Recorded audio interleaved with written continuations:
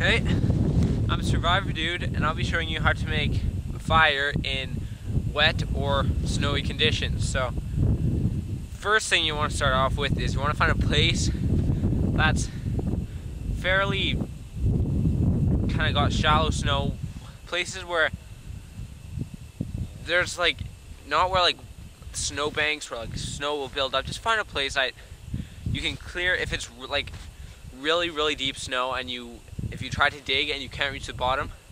A technique just to put some pieces of wood as a base or bark just to insulate it from the snow, because the snow will just suck the heat right out of it and you'll have a really hard time getting the fire going. So right here I can see from this bulge in the snow that there's probably rock underneath here. So what I'm going to do is just try to clear away a bit of snow with my boot. Sure enough, it isn't very deep snow, but it is wet and cold. So I'll just clear this away so you can see. So there's a rock, sure enough. But what I'm going to do now, I've got these pieces of wood. I'm just going to lay them on top. So I'll be able to start my fire just on top of them without having to put like my tinder in the snow and stuff. So I've got my pad now, so I'm gonna quickly go get some little fuel and kindling, and I'll meet you back here in a sec. Okay, so for the wood and tinder, you want anything that is above the snow and exposed to the sun. So here is just a group of Saskatoon, and you can see it's out of the snow and it's in sunlight. It's exposed to the sunlight. So just even the bark, you can see, look at that, dry. You can use that. I'm going to use this as some of the tinder, but I've also got some cedar bark, which will work great. So I'm just going to collect some of this. You just want some of the thinnest little branches to start off with, and you want to get like as many as possible. That'll just make it so much easier when you actually get a small flame going. So I'm just going to collect some of these, go back to where I'm going to start my fire, and I'll meet you back there. Okay, so I've got a little bunch of these small little twigs and stuff from the Saskatoon I just got. I'm going to lay them down on top of here. Usually you'd want to find like a V in a tree or something to keep them like off the ground and stuff, but if you got a dry platform, that's fine. So see, I've got a bigger piece here. I'm just going to get the last little bits of these skinny branches off. See, there's lots at the top. Okay, I've got the last of those. Now, one more, I would say, really excellent way to start a fire. If you have a match and a way to get like a flame right away, like a lighter or anything, you can completely skip the tinder step and just go right onto kindling.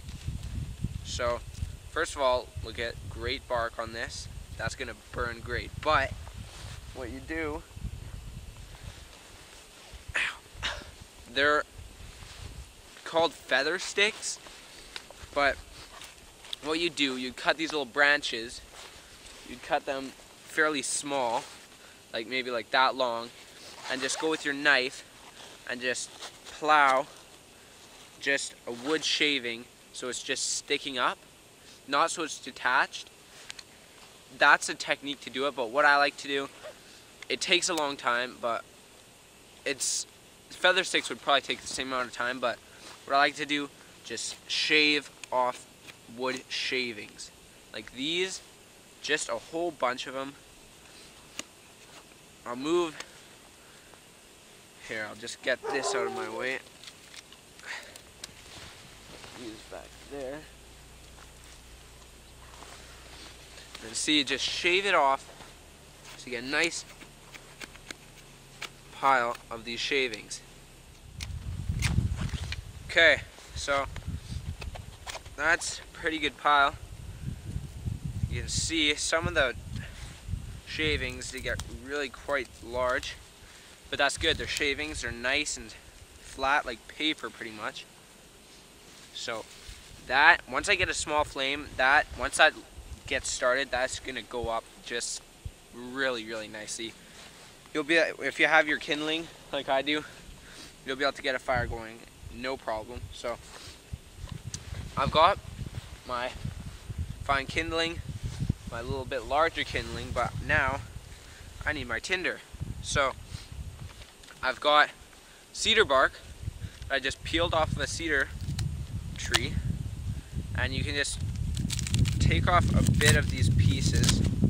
You can strip into bigger kind of kindling and tinder, but what I'm going to show you is just a way to make excellent tinder from this stuff. So here's my cedar bark, just straight from the cedar. Peeled it off, and the inside, it's a nice kind of like almost like an orangish. So what you're gonna do is just get your knife and just go like this, back and forth. You'll see, not that long of a time, and on, you'll have, look at that. That is really fluffy. That stuff is gonna be excellent for starting your fires. So you're just gonna do that some more. Get a nice pile. The bigger that your tinder pile is in any situation, the easier it is gonna be to start a fire.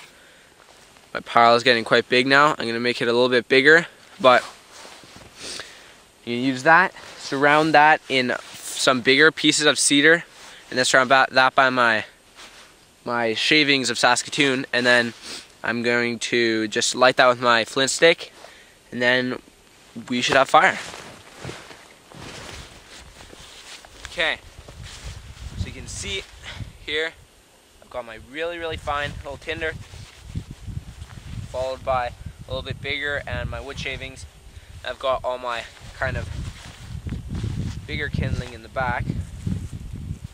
So now, I just use my flint stick, always carry with me, and pocket knife.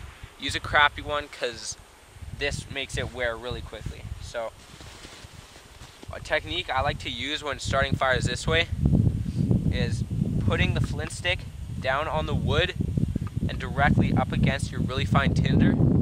This way when you strike it, all of the sparks will be directed directly where you want them. So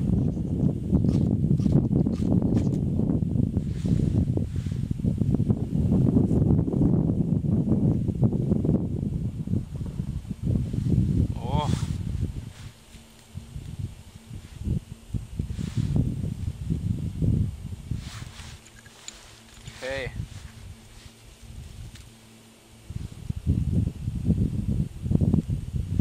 There we go. Get more of this to catch. But see, if you're building this, just the ground, the wet ground, you would have much more troubles.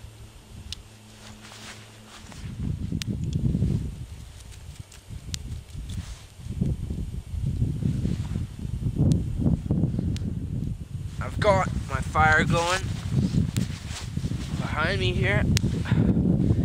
Man, fire is probably the best thing to have when you're surviving, I would say. Like I said, always be prepared. Wear layer whenever you're going out into a cold situation.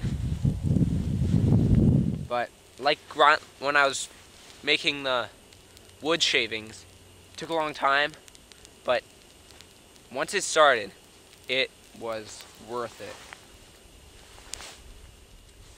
Thanks for watching. I hope you have success when trying this technique. It takes practice, so don't get frustrated. But like I said, all things take time. So thanks for watching. Please comment on the video, and if you'd like to see any other videos in the future, please post them below, down there.